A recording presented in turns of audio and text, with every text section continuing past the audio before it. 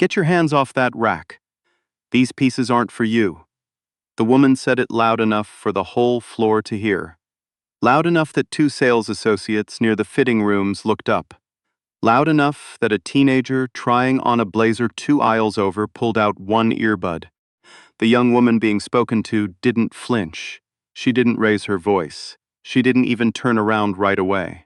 She just finished running her fingers along the sleeve of a charcoal wool coat, set it back on the hanger with the same care she'd picked it up with, and then slowly turned to face the woman who had said it. What the floor manager didn't know, what none of them knew, was that the young woman standing in the designer section of Hargrove and Fenn, wearing a faded university hoodie and carrying a canvas tote with a broken strap, was about to cost this department store more than it had made in the last 3 fiscal quarters combined.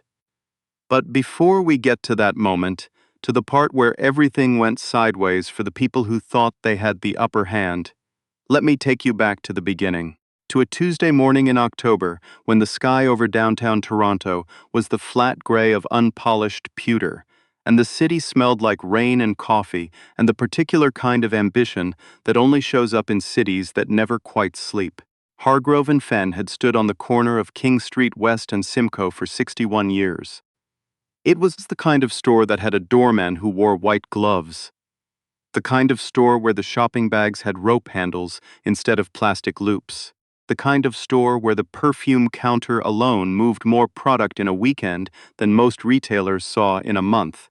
It was, in short, the kind of store that had a very clear picture of who its customers were. And on a Tuesday morning in mid-October, that picture did not include a 24-year-old in a worn hoodie with paint on her right sneaker. Odalis Ferris, 27, white, assistant floor manager on the women's luxury level, with precision-highlighted hair and the practiced smile of someone who had been told she had excellent customer intuition, saw the young woman the moment she stepped off the elevator. She cataloged her in under 3 seconds. Hoodie, jeans with a fraying hem, boots that were good once, maybe 3 winters ago, canvas tote, no obvious designer accessories, no loyalty card in hand, no appointment with a personal stylist. Odalis had spent 4 years developing what she privately called her floor sense. The ability to read a customer the moment they stepped onto her level and route them accordingly. Toward the personal shopping suite if they looked like money, toward the exit if they didn't. She watched the young woman move through the floor with quiet, unhurried steps, not browsing nervously the way people do when they feel out of place, not speed-walking with purpose toward the checkout, just moving through the space like she owned it, or like the concept of ownership had never occurred to her as something to worry about. That was what irritated Odalis most, the lack of performance. Customers who couldn't afford the floor at least had the decency to look uncomfortable. This one didn't. She watched the young woman stop at the new arrival's rack, pull out a coat, the charcoal one, the merino wool, double-breasted, hand-stitched lapel coat that retailed at $4,200 and had been featured in the window display since last Thursday. Odalis crossed the floor. The young woman's name was Sorse Delacroix Obi, 24 years old, mixed-race Nigerian-Irish, with close-cropped natural hair and the kind of stillness in her face that people sometimes mistook for vacancy and other times for arrogance, when really it was neither. It was just the look of someone who had learned early that reactions were currency, and she wasn't in the habit of spending hers cheaply. She was wearing her favorite university hoodie, Queen's Engineering, faded gold lettering, because she'd come from a site visit at 7 in the morning and hadn't gone home to change. The paint on her right sneaker was from a structural model she'd been building the night before. The canvas tote had a broken strap because she kept meaning to replace it and kept not getting around to it. She was in every visible respect exactly what Odalis Ferris had decided she was. She was also the reason Hargrove and Fenn's parent company, Ash Grove Retail Group, was still open for business. 2 months earlier, Sorse had been appointed lead structural and design consultant on the Ash Grove Tower redevelopment project. a 40-story mixed-use development going up in the Junction neighborhood that the company had staked its next decade of growth on. She was the youngest lead consultant in the firm's history. She had been recommended personally by the project's senior architect, who had called her in writing, "The most instinctively gifted structural mind I have encountered in 30 years of practice." She was at Hargrove and Fenn that morning because her mother's 65th birthday was in 4 days, and her mother had mentioned once 6 months ago that she had always wanted a coat from this store. Sayurse had remembered. She had been remembering since June. She had the charcoal coat in her hands when Odalis reached her. "Get your hands off that rack. These pieces aren't for you." Circe set the coat back on the hanger. She turned around. Odalis was standing 2 feet away with her arms loosely crossed, and an expression that had been carefully calibrated to convey authority without aggression. The expression of someone who expected compliance and had received it enough times not to anticipate anything different. "I'm sorry," Circe said. Her voice was even. "Quiet. This is our designer collection. These items start at $3,000. Odalis let the number land. "Is there something in our accessible range I can point you toward? We have a sales section on the ground floor." Source looked at her for a moment, just looked. The way you look at something you're trying to decide whether to engage with or walk past. "I'm looking at this coat," she said. "I understand that. I'm telling you it's not in your range." Odalis's voice hadn't risen. It was still smooth, still service industry professional. That was the thing about how she did this. She had mastered the art of condescension without a single raisable word. "I'm trying to save us both some time." "I don't need you to save me time," Sorcy said. Something shifted in Odalis's face, just slightly. The practiced patience thinning at the edges. "Miss." The word was patted on both sides with nothing. "I'm going to have to ask you to move along. This level is for our premium clients." "I'm a client," Sorsa said. "Do you have an appointment with one of our stylists?" "I don't need an appointment to shop in a store. On this level, for these pieces, we do prefer." "That's not a policy," Sorsa said. "That's a preference. Those are different things." The espresso bar at the far end of the floor had gone quiet. A woman in a camel coat pretending to look at scarves was not looking at scarves. A sales associate named Bryn McAllister, 22, 6 weeks into the job, still in the phase where he believed the company handbook was an honest document, had stopped moving entirely. He stood with a folded cashmere sweater in both arms and watched. Odalise uncrossed her arms. She stepped slightly closer. "I'm going to have to ask you to leave this floor," she said, "or I'll call security." "On what grounds?" Sirsa asked. "On the grounds that I'm the floor manager and I'm asking you." "That's not a ground." Odalise's jaw tightened. It was a small movement, but in the silence of the floor it was very visible. She turned to Bryn. "Get Jeffrey." Bryn didn't move for a moment. Then he set the sweater down on the nearest flat surface, not where it belonged, just down, and walked toward the back office. Jeffrey Ashmore was 53 years old, 22 years with the company, store director for the last 9. He was a thick-necked man with very little hair left, and the confident bearing of someone who had never, in 2 decades, been told he'd handled something incorrectly. He came out of the back office still holding his phone, and he crossed the floor without hurrying, because Jeffrey Ashmore did not hurry. He stopped next to Odalis, looked at Saorsa, looked at the coat on the hanger, looked back at Saorsa. "There a problem here?" He directed it at the general air between them, which in practice meant at Odalis. She was asked to move along and she refused, Odalis said. Jeffrey turned to Saorsa with the look of a man who had delivered many politely worded ultimatums in well-appointed rooms and found them all effective. "Miss, I understand there may have been a miscommunication. Our designer floor operates on a client relationship model. If you're interested in shopping with us today, I'd be happy to direct you to—" "I want to buy this coat," Circe said. She nodded at the charcoal merino on the rack. "For my mother's birthday. I've been planning this since June." Jeffrey glanced at the coat. "That particular piece is $4,200. I know what it costs, Circe said. It's on the tag. Jeffrey's expression didn't change, but something in it settled, the way a decision settles before it's spoken. I think, for everyone's comfort today, it might be best if you completed your shopping on a different floor. The ground level has a wonderful selection, and our staff down there would be very happy to assist you. He said it that people say things when they are not asking. I'm sure you understand. I don't, actually, Circe said. I'd like you to explain it to me. Miss, explain why I can't buy a coat, she said, in a store, during business hours. I'd like to hear you say it plainly. The floor was very, very quiet. Jeffrey's phone buzzed in his hand. He ignored it. I think you know why, he said, and that was when he made the mistake, the specific, particular, irreversible mistake of letting the mask drop. Not much. Just enough. His eyes went to her hoodie, her tote, her worn boots, and back to her face, and the trajectory of that look said everything his words had been careful not to. Source saw it. Everyone who was watching saw it. I'd like to speak with someone above you, she said. Jeffrey almost smiled. I'm the store director. Then I'd like the number for your head office, she said. And your name, please. This conversation is over, miss. Your name, she said again. Still quiet, still even.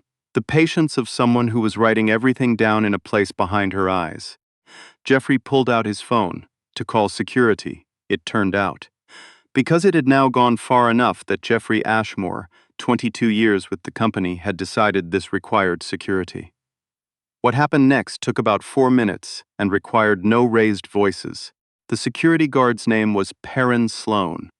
41, broad-shouldered, former retail loss prevention, with the careful watchfulness of someone who spent his days observing people and had gotten good at reading rooms. He came out of the service corridor, took one look at the situation, and slowed down. He had been watching the floor on the camera monitor for the last 3 minutes. He had seen everything. He stopped next to Jeffrey. He did not take position between Jeffrey and Circe. He did not move towards Circe. He stood to the side, and he said quietly, Joff, can I talk to you for a second?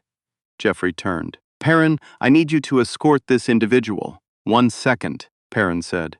His voice was very flat. Before that, 1 second. Jeffrey followed him 2 steps toward the wall. Perrin leaned in. Whatever he said took about 15 seconds.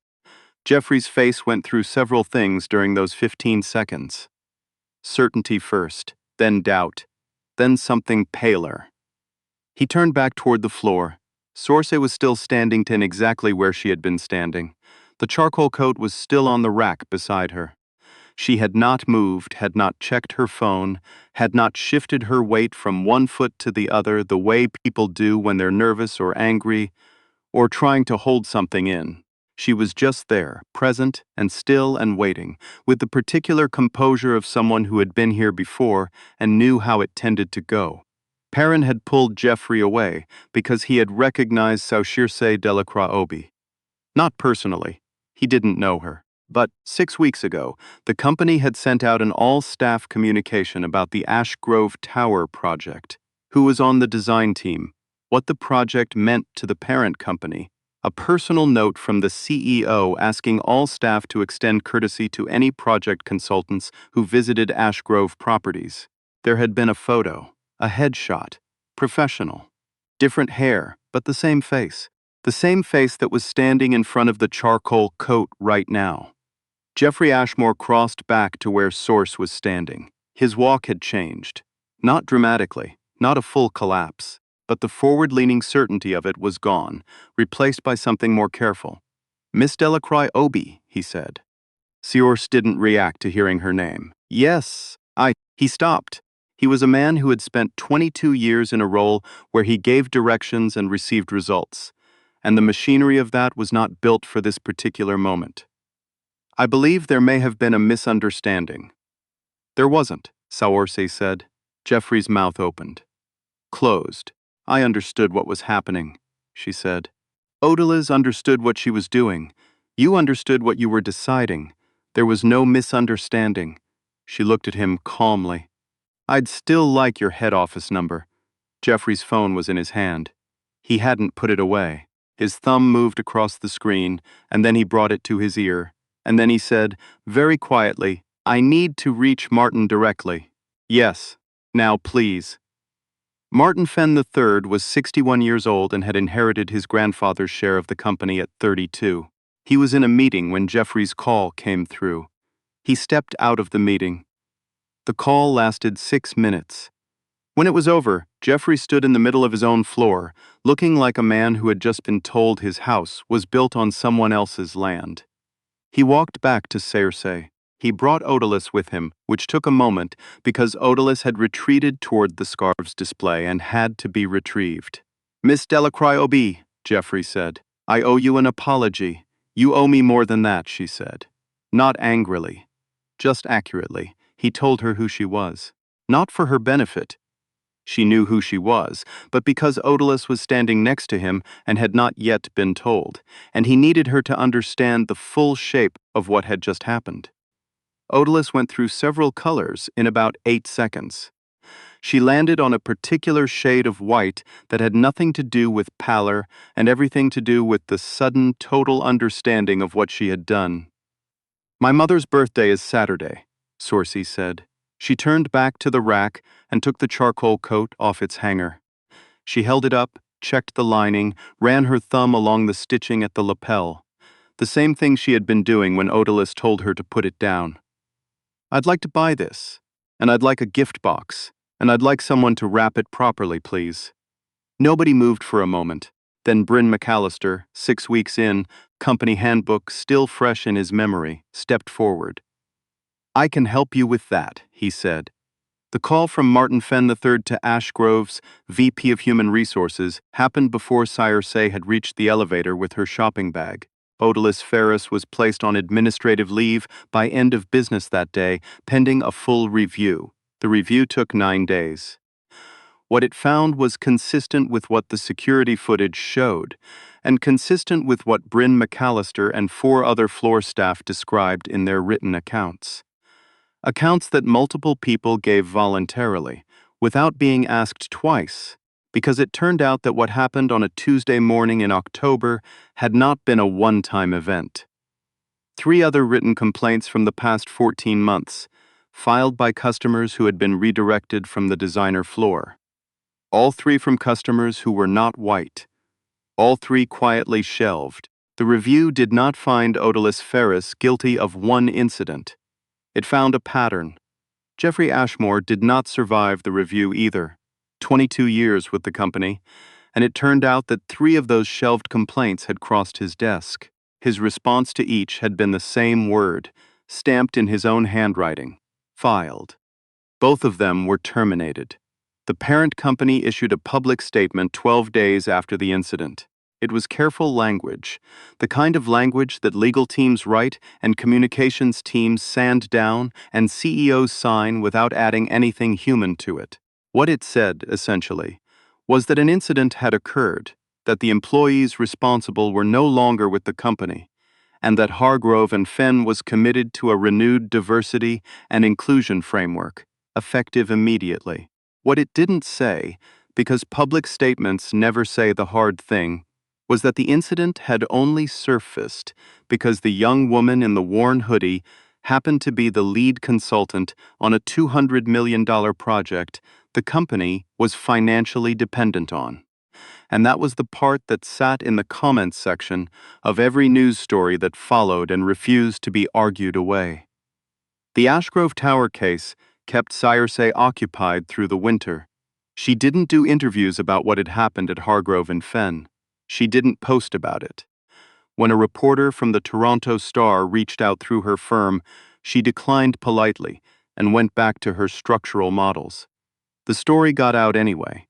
Bryn McAllister talked to his roommate, who talked to his girlfriend, who worked at a podcast that covered labor and consumer rights. The episode aired on a Thursday in November and was downloaded 400,000 times before the weekend.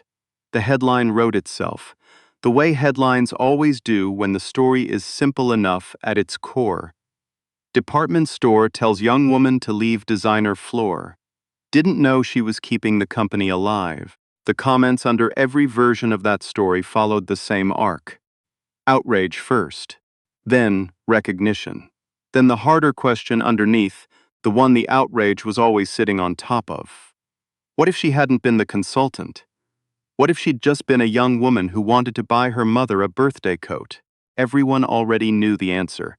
That was what made it impossible to put down. Source's mother, Adaora Delacroix Obi, 64 years old that October, retired Ryerson professor of comparative literature. With reading glasses she kept losing and a laugh that arrived before she did. Opened her birthday gift on a Saturday morning in the kitchen of her house in Scarborough. She lifted the coat out of the tissue paper, held it up, ran her hands along the lapels the same way her daughter had in the store, same gesture, different hands. She said, "Sayerse, this is from Hargrove and Fenn." "I know," Sayerse said. Her mother looked at her for a moment. The way mothers look at their children when they are reading something that isn't on the surface. "Was it difficult?" she asked. Sorsay thought about Odalus crossing the floor, about the word accessible used like a fence, about Jeffrey Ashmore's eyes making their quick, certain trip from hoodie to boots and back to her face. "A little," she said. Her mother put the coat on over her housecoat, looked at herself in the window above the kitchen sink. "It fits perfectly," she said. "I know your size," Cyrus said. Adaora turned away from the window. She crossed the kitchen and put both hands on her daughter's face, the way she had been doing since Cyrus was small. And she said, "I am proud of you." Cyrus covered her mother's hands with her own. "I know," she said. "So where are they now?" Source Delacroix Obi finished the Ashgrave Tower project on schedule. The building broke ground in February. At the groundbreaking, the CEO of Ashgrove Retail Group shook her hand in front of 50 people and called her a visionary. She thanked him, said very little else, and flew back to Toronto that evening. She still carries the canvas tote with the broken strap. She keeps meaning to replace it. Adaora Delacroix Obi wears the coat every time the temperature drops below 10 degrees. She has received 4 compliments on it that she knows of. She accepts them all the same way, with a small smile and 2 words, "Thank you." Odalus Ferris is no longer in retail. She has not commented publicly on what happened. According to LinkedIn, she's been working in event coordination. She listed her time at Hargrove and Fenn as ending due to company restructuring. Jeffrey Ashmore is retired, technically. The LinkedIn profile hasn't been updated in 11 months. The 2 decades of service don't mention the review, the termination, or the 3 complaints he filed away with a single stamp. Bryn McAllister is still at Hargrove and Fenn. He was offered a mentorship position with a senior stylist in February. He accepted. He has not forgotten the afternoon he put down a folded sweater in the wrong place and stepped forward anyway. And Perrin Sloan, the security guard who pulled Jeffrey aside and said 1 second before that, transferred to a different property 6 months later. He started a part-time course in labor law at night. He doesn't talk about what he saw on the camera monitor that Tuesday morning in October. But people who know him say he doesn't walk past things anymore. Not the way he used to. I want to say something before you click away. What happened to Source Delacroix Obi happened because she was Source Delacroix Obi, because of how she looked, where she came from, what someone decided she was worth in the time it takes to cross a floor. But here's what stayed with me. The moment that didn't make it into the podcast episode didn't show up in the headlines. When Perrin Sloan pulled Jeffrey aside, he wasn't protecting Cersei. Not really. He was protecting the company from itself, which is a different thing entirely. If that CEO memo hadn't existed, if Saoirse had been a young woman with no connection to any project worth $200 million, Perrin would have done his job. He would have walked her to the elevator and pressed the button for the ground floor. That's not a criticism of Perrin. That's just the shape of the world. And the thing I keep coming back to, the thing I want you to sit with, is this. We keep telling this story as if justice arrived because Saoirse deserved it. But it arrived because she had leverage. Because the humiliation and the power existed in the same room at the same time, and the power turned out to be more important. For every Source who had a CEO's memo attached to her name, there are 1,000 women who walked into that elevator without one, who got redirected to the ground floor and went, because what was the alternative? Who swallowed it and went home and thought about it for weeks in the part of the mind where unfairness sits and doesn't metabolize. They deserved the coat too. They deserved to stand in front of that rack without someone crossing a floor to tell them they didn't belong. And that's the question I'm leaving you with. Not whether Sasirt's got justice. She did. But whether we've built a world where justice only shows up when you can prove you matter to someone's bottom line. Drop your answer in the comments. I read every one. If this story made you feel something, share it with someone who needs to hear it. And if you want more stories like this, real, uncomfortable, the kind that don't let you off the hook, subscribe to DELL Stories. We're here every week. Because some stories only matter if enough people hear them, and some people have been waiting a very long time to be heard.